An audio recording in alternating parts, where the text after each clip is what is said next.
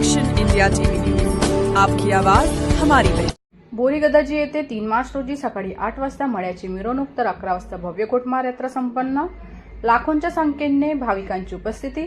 विदर्भात सुप्रसिद्ध असलेले श्री संत गदाजी महाराज देवस्थान बोरी येथे दरवर्षीप्रमाणे यावर्षीही दिनांक 3 मार्च रोजी सकाळी 8 वाजता मळ्याची मिरवणूक तर 11 वाजता भव्य कोटमारीच्या खेळाचे आयोजन करण्यात आले होते।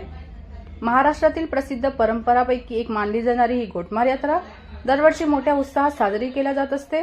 सकाळी 8 वाजता श्री संत गदाजी महाराज देवस्थानच्या प्रांगणात हुतुतू खेळ खेळला जातो। त्या खेळामध्ये शेवटच्या खेळाडूने एंट्री केली असता त्याला मृत घोषित करून त्याची मळ्याची मिरवणूक ही गावातील प्रमुख मार्गाने फिरवून नंतर होडीजवळ आणून त्याला शुद्धीवर आणले जाते। नंतर सर्व खेळाडू घरी जाऊन आंघोळी करून खेळाडू 11 वाजता श्री संत गदाजी महाराज देवस्थानच्या परिसरात 40 ते 50 कोटमार खेळाडू होडकर मंदिर परिसरात एकत्र जमतात। त्यातील काही खेळाडू मड्यावर चढतात तर काही खाली उभे राहतात। सर्वप्रथम श्री संत गदाजी महाराज की जय असा जयघोष करण्यात येतो आणि श्री संत गदाजी महाराज देवस्थानावर गोट्यांचा वर्षाव केला जातो।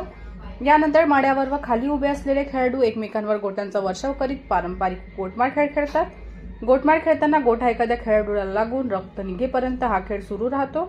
एकदा गोटा लागून रक्तस्राव झाला की त्या खेळाडूला उचलून श्री संत गदाजी महाराज की जय असा जयघोष करत देवस्थानात नेले जाते। तेथे रक्षा लावली जाते। त्यानंतर बजरंगबली देवस्थान येथेही रक्षा लावण्याची प्रथा आहे।